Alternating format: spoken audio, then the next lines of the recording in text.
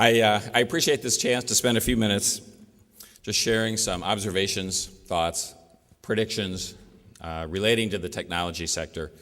And Dr. Knetter spoke a little bit about the impact that technology and globalization has had in our society, and I think I'll just take a little bit of deeper look at certain aspects of it. Of course, predicting the future is always challenging, especially due to the pace of change that we are all experiencing, and especially if people have good memories. So, assuming that you have good memories, I'll do my best here. Something I've always noticed is that, that it's easiest to understand things in hindsight. Pretty obvious, right? And the reason, I think, is because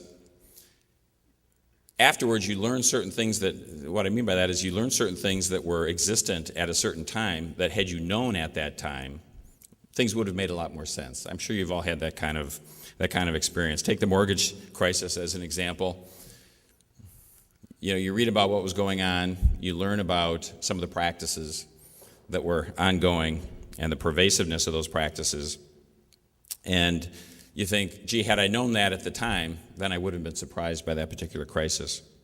Same thing is often true in, I won't bring up a sore subject, but for instance, the Packer game. Someday we'll read an analysis and we'll come to the conclusion, had we known that in advance, we wouldn't have been surprised. We would have seen that coming. So what that really tells me is the better that we understand both the past, but particularly the present, the better we're able to predict the future.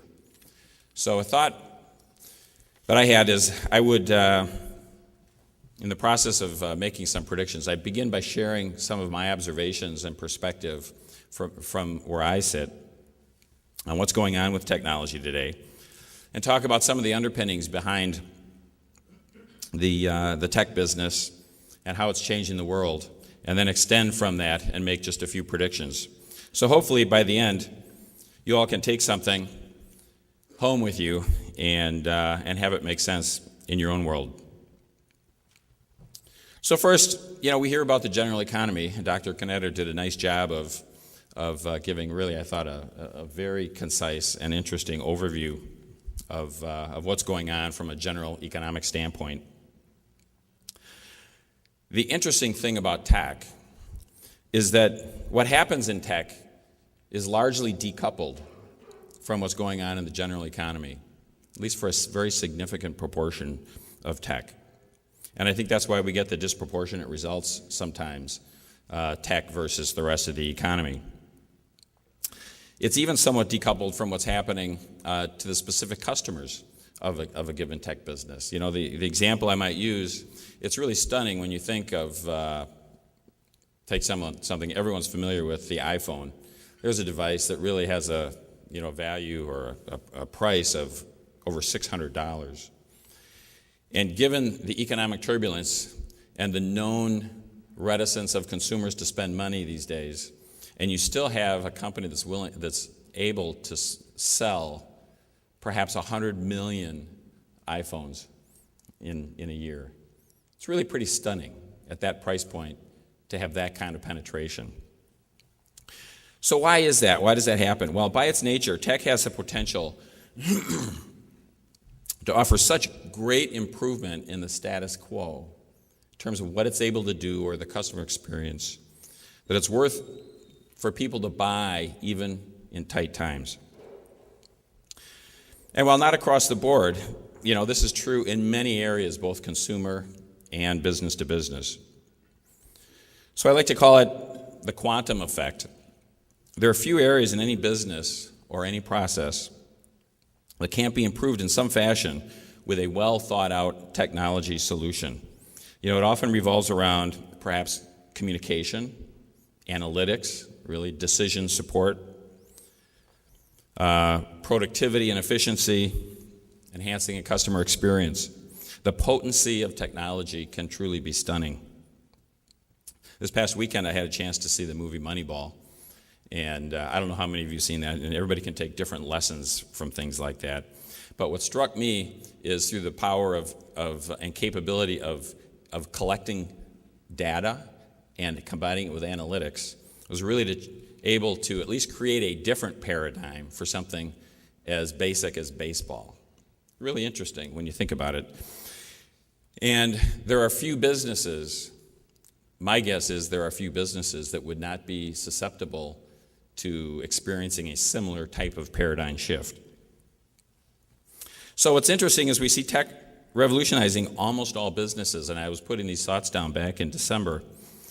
And the impact of tech is really no longer just the domain of tech. I came across as I was doing this, an article in Forbes magazine, and it says now every company is a software company.